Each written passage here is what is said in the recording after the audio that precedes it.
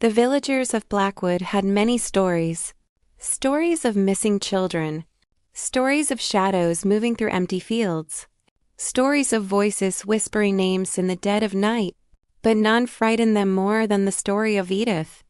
Long before the village had electricity or paved roads, Edith lived alone in a grand mansion perched on the hill overlooking the sea. Some called her a healer, others called her a witch. People visited her seeking cures for sickness, remedies for infertility, protection from evil spirits, and guidance through difficult times. Those with pure intentions often left with hope restored. But those who sought revenge, those who wished harm upon others, those who arrived carrying hatred in their hearts, never left unchanged. It was said Edith gave people exactly what they deserved.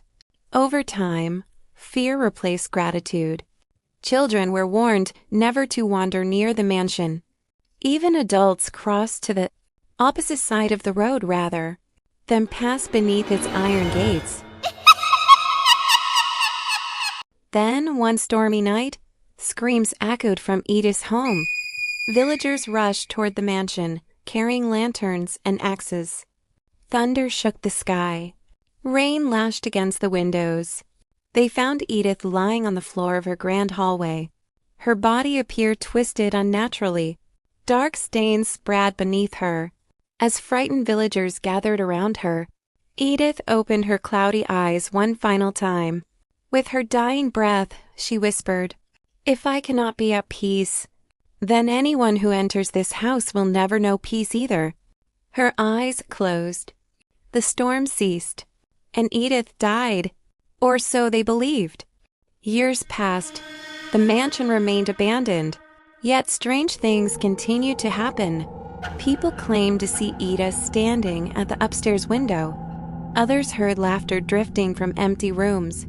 And every child in Blackwood grew up hearing the same warning: never enter Edith's mansion, because if you do, you may never truly leave. That's just an old ghost story. Lena laughed as she unwrapped her sandwich in the school cafeteria. Mia nodded excitedly. "We should go." Sophia grinned. "Tonight." Emma nearly choked on her juice.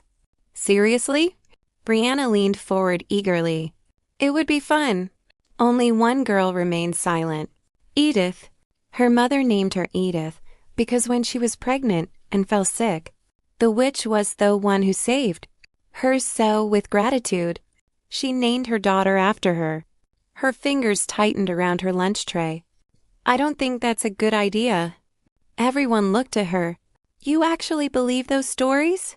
Sophia asked. Edith swallowed. "My grandmother told me things about that house." Lena rolled her eyes. "Our grandparents tell stories to scare us. But what if they're true?" "They're not." Mia smiled mischievously. "Come on.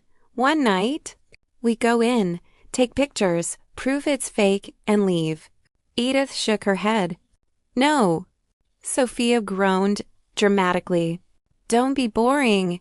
The pressure mounted. 4 eager faces stared back at her. Finally, Edith sighed. "Fine." But dread settled heavily in her stomach, because unlike the others, she wasn't entirely sure the stories were lies. That evening, the 5 girls stood before the mansion. Moonlight illuminated towering iron gates covered in rust. Weeds choked the overgrown path. The mansion loomed above them like a sleeping giant. Broken windows stared like hollow eyes. No one spoke. Even Lena looked uncertain. "This is insane," Emma whispered. "We came this far," Mia replied. Sophia pushed open the gate. It groaned loudly, as though protesting their arrival. Edith hesitated. "Maybe we should go home." No one listened. Together they walked toward the mansion. The front door stood slightly open. As if waiting, cold air drifted from within. Lena forced a laugh. "After you." They stepped inside. The door slammed shut behind them. Every girl screamed.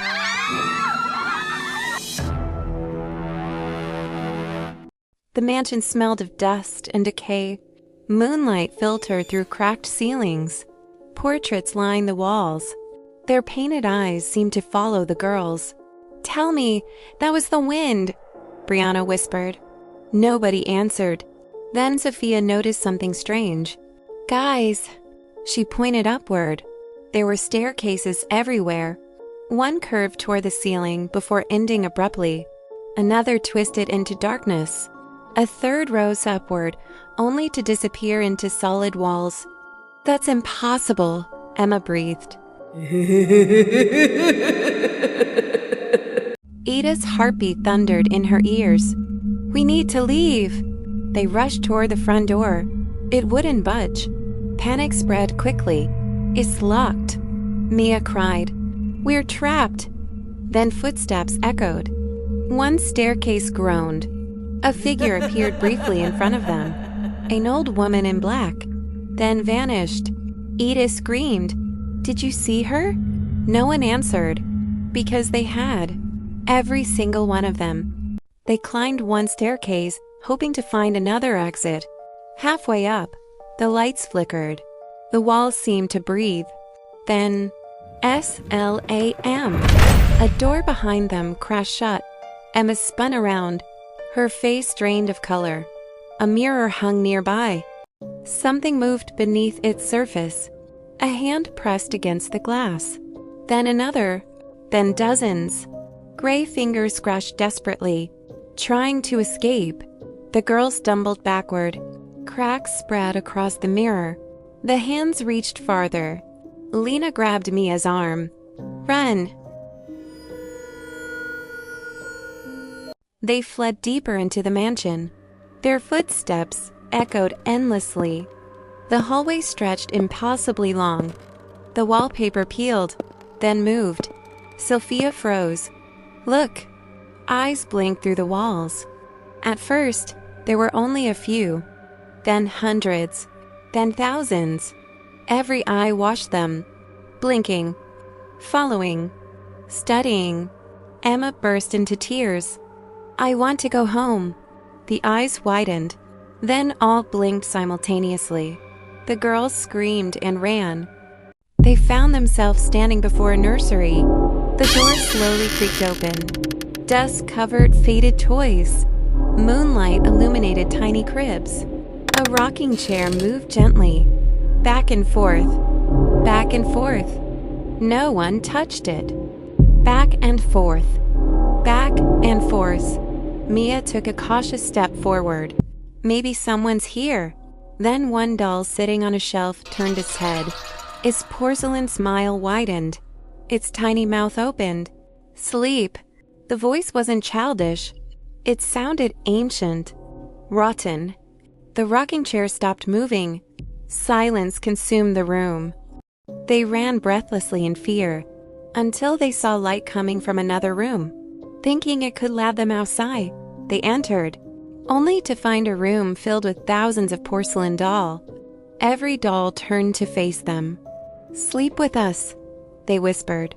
The girls ran screaming. Tiny footsteps followed behind them. Hundreds of them. Hours seemed to pass, or perhaps minutes. Time no longer made sense. The mansion twisted endlessly around them. Each hallway led somewhere worse. They them saw light coming from Ano. They entered another room where everything through the window seems to be realistic. They saw a beautiful view of the ocean from the window. They saw a cemetery through the window. The window kept changing scenery every time they look away and glance again. They even saw figures of themselves standing downstairs, looking scared, even when they were standing right inside the mansion. Eventually, hunger gnawed at their stomachs. Then they discovered the dining room.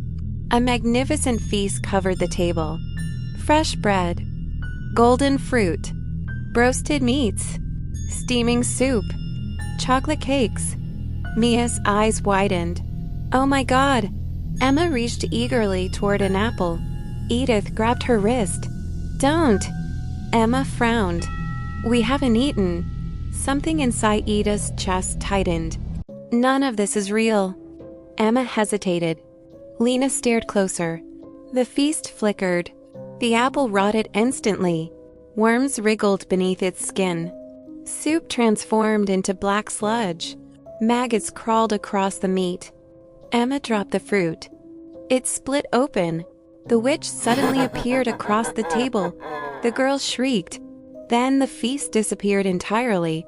The witch's laughter echoed through the room.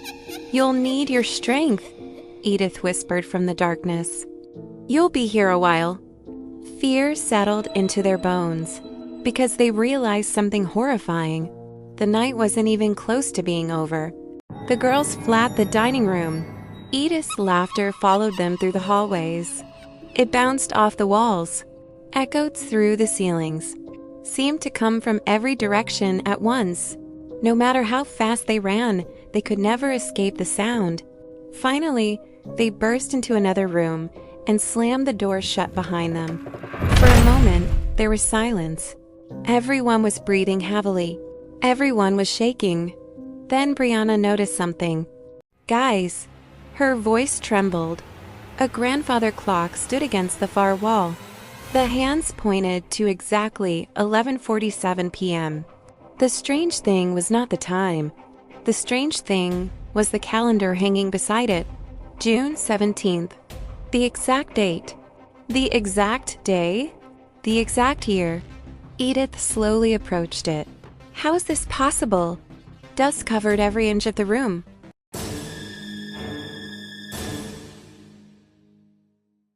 The furniture looked centuries old, yet the calendar displayed today's date. Sophia looked around nervously. Then she gasped. Written across the wall in dark red letters were 3 messages, as though someone had painted them with blood. "Don't fall asleep. Don't fall asleep. Don't fall asleep." Emma screamed. Mia burst into tears. Lena backed away from the wall.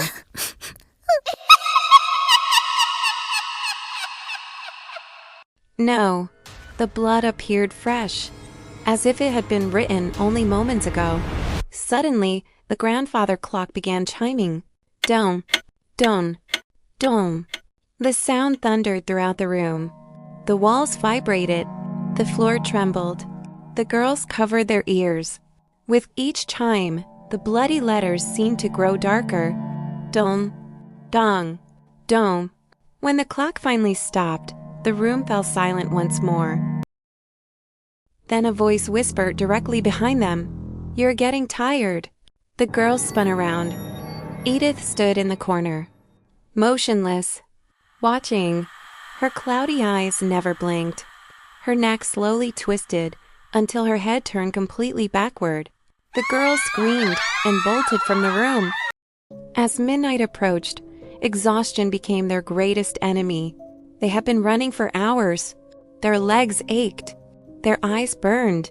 Their bodies begged for rest. But the warning remained burned into their minds. Don't fall asleep. Every room seemed designed to tempt them. One room contained soft beds covered with warm blankets. Another contained comfortable chairs beside a glowing fireplace. Sweet music drifted through the halls. The mansion wanted them to rest. The mansion wanted them asleep. And somehow, they knew that if they surrendered to sleep, they would never wake up again. At exactly midnight, the entire mansion changed. The walls began bleeding. Dark red liquid seeped through the wallpaper. Portraits opened their mouths and began screaming. The eyes in the walls returned. Thousands of them, watching, blinking, following every movement. The floorboards groaned beneath unseen footsteps. Somewhere above them, a child laughed. Another cried. Then, dozens of voices joined together. The sounds echoed throughout the mansion. Sophia covered her ears. "I can't take this anymore." "You have to," Edith said. Everyone looked at her. "My grandmother told me something else." "What?" Lena asked. Edith swallowed. She said Edith's spirit becomes strongest after midnight. The hallway suddenly grew colder. Their breath appeared in the air. And sunrise weakens her. Hope flashed across Mia's face. "We only have to survive until morning." Before Edith could answer, a door exploded open nearby. The witch stepped into the hallway. Her black dress dragged across the floor. Her pale face looked cracked, like old porcelain. Her smile stretched impossibly wide. "You won't survive until morning." The chase began. The girls ran through endless corridors. The witch followed, sometimes walking, sometimes appearing ahead of them, sometimes emerging from mirrors, sometimes crawling across ceilings. The mansion became a maze of nightmares. At one point, they entered a room filled entirely with mirrors. Every reflection showed something different. One showed Lena old and withered. Another showed Mia lying in a coffin. Another showed Emma screaming, while invisible hands dragged her away. Then all the reflections changed. Every mirror now showed Edith. Hundreds of Ediths. Smiling. Watching. The mirrors shattered simultaneously. Glass rained everywhere. The girls escaped seconds before skeletal hands emerged from the broken frames. Hours passed. Or perhaps years. Time no longer existed inside the mansion. The girls huddled together inside a small library. No one spoke. No one had the energy. Outside the door, they could hear footsteps. Slow. Patient. Waiting. Edith was hunting them. Emma's eyes began closing. For one terrifying second, she drifted asleep. Instantly, her body went rigid. Her eyes flew open. She screamed. The others grabbed her. "What happened?" Emma sobbed uncontrollably. So her. Who? The witch. Fear swept through the room. She was standing beside my bed. The one in my dream. She said if I fell asleep again, I would stay with her forever. Nobody said another word. Eventually, a faint glow appeared beyond a distant window. The girls stared. Sunlight. Actual sunlight. Brianna nearly collapsed from relief. "It's morning!" The screams throughout the mansion suddenly stopped. The eyes vanished. The bleeding walls dried. The air grew warmer. For the first time all night, silence filled the house. Then came a loud click. The front door unlocked. The girls didn't hesitate. They ran, down hallways, down staircases, through the foyer, toward freedom. As they reached the front door, Lena glanced back one final time. The witch stood at the top of the staircase, watching, smiling, waiting. Then the girls burst outside. Sunlight flooded their faces. Fresh air filled their lungs. They had survived, or so they thought. Days passed, then weeks, then months, yet none of them could sleep normally anymore. Every night, as midnight approached, strange things happened. Lena heard footsteps outside her bedroom. Brianna found muddy footprints leading to her bed. Emma heard whispers coming from inside her closet. Mia often woke to find the words, "Don't fall asleep," scratched across her mirrors. And Edith, the girl named after the witch, suffered the worst. Sometimes she saw a rocking chair moving by itself inside her room. Every night, she saw the old woman standing beside her bed, watching, waiting, smiling. The moment midnight arrived, sleep became impossible. Doctors couldn't explain it. Neither could priests. Nothing helped, because the mansion had marked them. They had escaped the house, but they had not escaped Edith. To this day, Edith's mansion still stands on the hill overlooking the sea. Its gates remain locked, yet people still report seeing an old woman stirring from the upstairs window. Some swear they have seen her wandering the overgrown yard.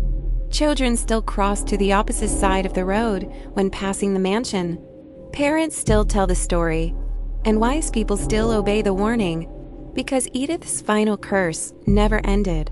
Anyone foolish enough to enter her home may leave with their life, but they will never leave with their peace.